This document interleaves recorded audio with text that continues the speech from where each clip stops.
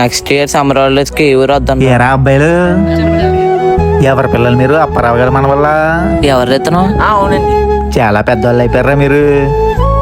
బావా, నిజంగా చెప్తున్నాను, ఈ ఊరు ఇక్కడ మనుషులు చాలా గ్రేట్ బావా. అసలు పరిచయమే లేకపోయినా ఎంత ప్రేమ సొంత మనుషుల్లో పలకరిస్తున్నారు చూడు. అవును బావా, మా సిటీలో అపార్ట్మెంట్లో పక్కింట్లో ఎవరు ఉంటున్నారో ఎదురింట్లో ఎవరు ఉంటున్నారో కూడా తెలియదు. కనీసం హాయ్ అంటే హాయ్ అని కూడా ముఖం చూసి నవ్వరు. అందరూ వాళ్ళ ఫోనుల్లో వాళ్ళ బిజీ లైఫ్ లో మునిగిపోతున్నారు. కానీ ఇక్కడ ప్రతి ఒక్కరి ముఖంలో ఎంతో మంచి మర్యాద, ఎంతో నిజమైన ప్రేమ ఉంది. సిటీలో మాకు పెద్ద పెద్ద బిల్డింగ్లు ఉన్నాయి, కాస్ట్లీ రెస్టారెంట్లు ఉన్నాయి బావా. కానీ ఇక్కడ ఉన్నంత హ్యాపీనెస్, మనశ్శాంతి, ఇంతలా పలకరించే మనుషులు అక్కడక్కడ లేరు బావా. నేను చాలా మిస్ అవుతున్నట్టు అనిపిస్తుంది. ఒరే, మీరు సిటీలో బతుకుతున్నారా, కానీ మేము పల్లెటూరులో జీవిస్తున్నాం. అదే తేడా.